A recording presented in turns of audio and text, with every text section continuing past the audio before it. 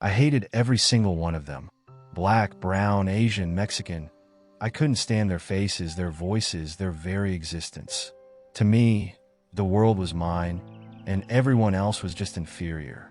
I was proud of my hate. I wore it like a badge. I looked down on anyone who wasn't like me. And I never, not for a second, thought I was wrong. Then one day I died, and when I crossed over, that's when I met him, Jesus. But not the Jesus you see in the pictures, not the soft, forgiving man they all talk about in church. No, the Jesus I met was nothing like that. He didn't smile at me. He didn't reach out to me with kindness. Instead, he showed me something so horrifying, so gut-wrenching, that it turned my hate into fear. A fear so deep, it made me beg for mercy in a way I never thought I'd ever be capable of. I thought I was going to hell, but what I saw instead was worse. Way worse. I remember the night I died like it was yesterday. I was driving home from the bar, drunk, like usual. It was a Friday, and I'd just gotten into an argument with some guy in a suit who tried to tell me how we're all the same. He was black, of course. It was the same nonsense you hear all the time. Equality. Unity. I'd heard it 1,000 times, but it never made sense to me. Why should I treat someone like him the same as I treat someone who actually earned their place? The whole thing made my blood boil. I didn't care about anything that night. I was angry, irritated, and honestly, I was sick of it all. The world didn't respect people like me anymore. It was like everyone else had their voice, their power. But us real people, we were losing it. And every time someone tried to tell me we were all equal, it just made me more furious. So, yeah, I was pissed. The truck was swerving a little. But who cares? I've been driving like that for years. I'd lived my whole life just doing what I wanted. I didn't worry about consequences. Not for me. Not for people like me. Those other people, sure, they had to be careful. But not me. I was invincible. I remember the road. The headlights glaring off the asphalt. The way the wind felt in my face as I cracked the window open, letting the cool air slap me awake. That feeling of control, of freedom. But then, out of nowhere, it happened. A sharp pain hit my chest hard. My heart. I thought it was a punch at first, but I wasn't in a fight. I couldn't breathe. My vision blurred. My hands gripped the steering wheel, but they felt far away. My chest was on fire. Everything spun. I remember thinking, I'm fine. I've been drunk before. I've been through worse. But the pain didn't go away. It intensified. A moment of panic hit me, and I gasped for air, but nothing came. I could feel my body going numb, and for the first time in my life, I felt something I had never felt before. Weakness. The panic grew stronger. I tried to pull the wheel, to steer, to do something, but my hands were useless. The next thing I knew, I was out, and that's when I realized I wasn't in control anymore. I wasn't sure what happened next. 1 second, I was in the truck clutching the steering wheel, gasping for air, and the next, I was gone. No lights, no tunnel. No white figure standing there with arms wide open. None of that stuff they talk about. I didn't even see the flash people claim to see. It was just nothing. I couldn't see, but I could feel like I was floating. But it wasn't peaceful. It was like being suspended in space in a vast, cold, and empty void. At first, I thought I was dreaming, but this didn't feel like a dream. It felt real. Too real. My thoughts were all scrambled, like static on a broken radio, and I couldn't get my bearings. The silence, it was deafening. I couldn't hear anything. Not a sound. Nothing. For a moment, I thought, maybe this is it? Maybe I just ceased to exist. Maybe death is nothing. I didn't know what I expected, but it sure as hell wasn't this. But then, the weight came, and it was heavy. A pressure like something was pulling me down, not up. The fear hit me then, deep in my chest. My heart, or what was left of it, started to race. The numbness was gone. I felt fully alive, but I was somewhere else. The air was thick. My body, I don't know if it was a body anymore, but my mind was working, thinking, feeling, trying to grasp what the hell was going on. I felt trapped. What the hell is happening to me? I thought. I tried to scream, but no sound came out. I couldn't move. I couldn't even tell if I had a body. All I knew was that the deeper I went into that void, the colder it got. And that cold, it wasn't just temperature. It was like the very essence of it was alien to me. Then, suddenly I felt it something different. A shift. Like I was being drawn towards something. Not just pulled, dragged. Something darker. Something that didn't belong to me. But I couldn't stop it. I didn't know how. My mind raced with thoughts I couldn't catch. Just fragments of memories. My life flashing before me in pieces. Faces. Names. Moments that meant nothing to me before, but meant everything now. I thought back to how I had lived, how I had treated people. The hatred, the racism, the pride. It all came crashing down on me in an instant. I felt it. Every moment I had ever put someone else down. Every time I looked at someone as lesser than me. Every hateful thought. Every cruel action. It all hit me. But the worst part? The part that terrified me the most? It wasn't just the guilt. It was the emptiness that followed. I didn't deserve forgiveness. I didn't deserve peace. And yet, it was like this force was dragging me forward, unwilling to let go. I didn't know where I was headed, but I could feel it. Something was waiting for me. I started to get scared. Not scared of death. I had always thought of death as just another part of life, like some final curtain call. But this was different. I was being judged, and I wasn't ready for it. I don't know how long I drifted in that cold, empty void. It felt like forever, but I couldn't tell. Time didn't exist anymore. The longer I was there, the more I began to sense something ahead of me. A light, faint at first, but it grew brighter. Not like a light from the world I knew, though. It was different, almost like it was alive, pulling me forward. The closer I got, the more intense the weight on my chest became. The guilt, the fear, it was suffocating. It wasn't just the weight of my sins. It was like the darkness around me was pressing against me, suffocating the very air I breathed. And the more I moved toward the light, the more I realized something was wrong. I didn't want to go forward, but I couldn't stop myself. It was like my body wasn't my own anymore. The light, it was almost blinding now. But there was no warmth. It wasn't the comforting glow people talk about. It wasn't peaceful. It was raw, and I hated it. Then I saw him, a figure standing there in the middle of this light. I couldn't make out his face at first, just this massive presence. But somehow, I knew. Deep down, I knew who it was. He didn't speak, but I could hear his voice in my head. Not with words, but with understanding. Jesus. I wanted to turn away. I wanted to run. I felt this overwhelming sense of guilt, shame. I felt small in his presence. But what was worse was that I felt unworthy. I wasn't supposed to be there. I didn't belong. The man I was before, the hate, the anger, the racist pride, none of that belonged in front of someone like him. I tried to speak, but nothing came out. It was like my throat was tied up in knots. I felt powerless. And then he did something that shattered me. He looked at me, not with anger, not with judgment, but with compassion. I could see his eyes. It was like they could see into my soul, like he knew every single thought I'd ever had, every cruel thing I'd ever said. And he didn't flinch. He didn't recoil. Instead, he spoke, but not with words. I could feel it, like a rush of warmth and love flowing through my entire being, something I didn't deserve. And then I heard it in my mind, one simple question: do you understand now? I wanted to scream. I wanted to run, but I was trapped in his gaze, trapped in the weight of everything I had ever done. For the first time in my life, I wasn't in control. For the first time in my life, I didn't have the answers. I had no defenses left, nothing to hide behind. And that's when it hit me. I had built my entire life around this lie. The lie that I was better, the lie that they were lesser. I had wrapped myself in hatred for so long that I thought it made me strong, made me right.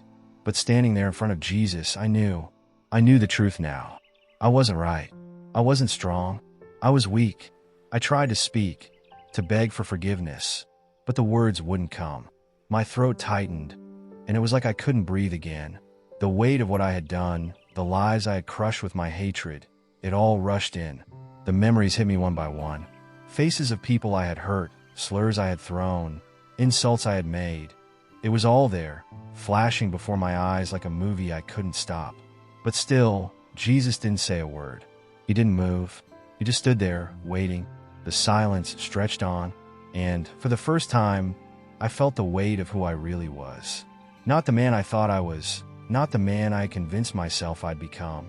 No, I saw myself, raw and exposed. A small, broken man, desperate for redemption, and it was too late. I had no idea what would happen to me. Would he cast me away? Would he turn his back on me? I didn't know. But the dread of it, the fear, that was the hardest part. And then he did something that left me breathless. Something I could never have imagined. Something I wasn't prepared for. I thought he would condemn me. I thought he would cast me away, like the scum I had been my whole life. But he didn't. Not in the way I expected. He didn't even say anything at first. There was no harsh judgment, no finger pointed at me, no, you're worthless, nothing like that. Instead, I felt this strange, heavy peace wash over me. It wasn't like anything I'd ever felt before. It wasn't the kind of peace you get when you're at the top of the world, when everything is going your way. No, this peace was like being forgiven for every sin I'd ever committed. It was like my heart, my very soul, was being unshackled. Every ounce of hate, every drop of racism, every insult, every violent thought, it was all just disappearing. At first, I tried to resist it. I didn't deserve this, right? Not after all I had done. I had spent my entire life looking down on others, pushing them aside, and now I was feeling this overwhelming sense of love. For the first time, I felt like I didn't have to carry the weight of my hate anymore. It was like someone was reaching down deep into me and pulling out all the darkness I'd stored for years. I wanted to fight it. I wanted to tell him, I'm not worthy. I'm not good enough for this. But I couldn't. Something inside me just broke.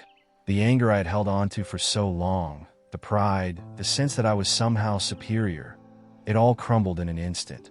And then he spoke, not with words, but with a feeling, a voice, soft but powerful, like the wind rustling through trees. I've always loved you, even when you didn't love me, even when you turned away. I've always loved you. I couldn't breathe. It felt like I had just been struck by lightning. The weight of that love, that absolute forgiveness, felt too much for me to bear. I had never experienced love like this before. It wasn't like anything I had ever known, not the kind of love I had for my own people, not the kind of love that came with conditions. This was unconditional, pure, and it broke me. For the first time, I realized how hollow my life had been. The hate I had clung to, it was nothing. It didn't matter anymore. I wasn't proud of my skin, or my heritage, or the pride I thought I had. I wasn't proud of the things that separated me from others. It was all a lie. A miserable, ugly, hollow lie. And I wasn't sure how to handle it. How could I? I had been taught to hate for so long, but now, in front of Jesus, I was seen. I was loved. Even though I was nothing but a filthy sinner in his eyes, he loved me. And that's when it hit me. I wasn't special. Not in the way I thought I was. I was no different than any other human being. No better. No worse. We were all the same. In his eyes, I felt something I had never felt in my life. Humility. It was like I was a child again, stripped of all the hate, stripped of the false bravado. I was broken, and that's when he pulled me closer. Jesus reached out his hand to me. I wanted to pull back, wanted to run, but I couldn't. My body, my soul. It was as if they were already reaching for him, already begging for what he was offering. I didn't even realize I was crying until the tears started to fall. For the first time in my life, I felt safe. I felt like someone cared about me. Even after everything I had done, I felt worthy, even though I knew I wasn't. He didn't say a word.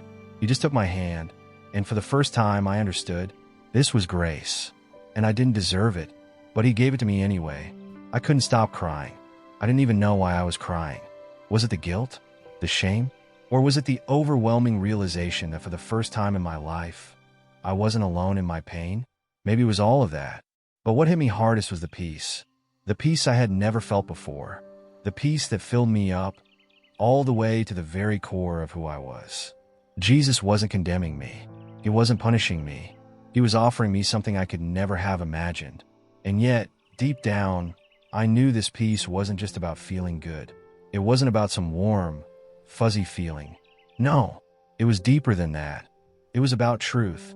But there was something else, something that I hadn't even considered until now. The more I stood there in his presence, the more I realized how empty I had been. I had spent my entire life clinging to these beliefs, this twisted, narrow-minded view of the world. I had believed that people who didn't look like me, who didn't act like me, didn't deserve anything. Not respect, not kindness.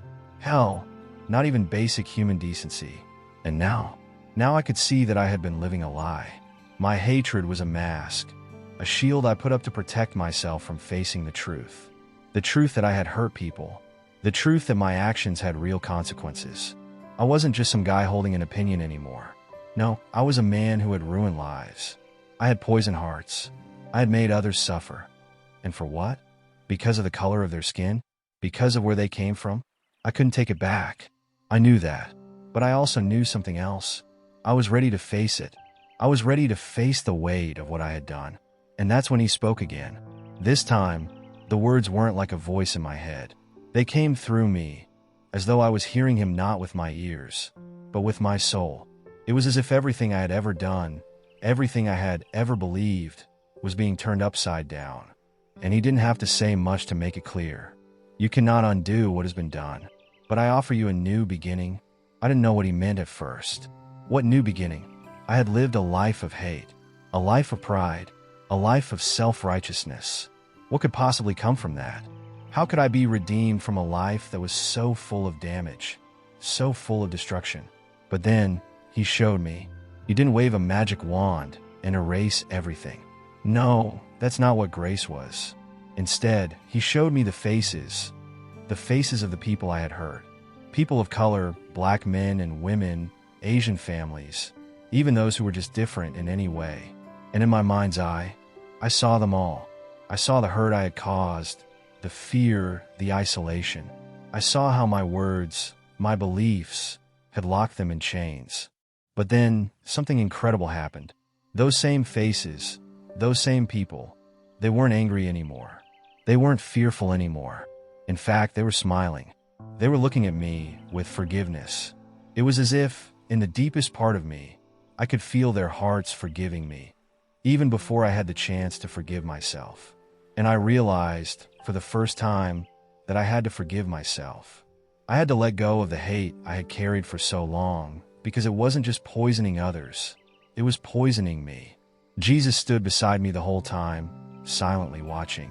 His presence was like a steady hand on my shoulder, holding me in that moment, letting me see the truth. And for the first time in my life, I felt like I could breathe without the weight of my past dragging me down. Your past does not define you, but your future can. What will you choose now? The words echoed in my mind, and I didn't know how to answer at first. How could I? How could I ever undo the damage I had caused? I had no idea, but in that moment, it didn't matter. What mattered was that I had a choice. I could choose a different path. I could choose to let go of my hate and live in love, in peace. I could choose to finally see people for who they truly were. Not by their skin, not by their culture, but as fellow human beings, worthy of love, respect, and dignity. I didn't know how to make that change. I didn't know how to walk away from everything I had been. But I knew one thing. I wasn't alone anymore. And maybe, just maybe, there was hope for me after all.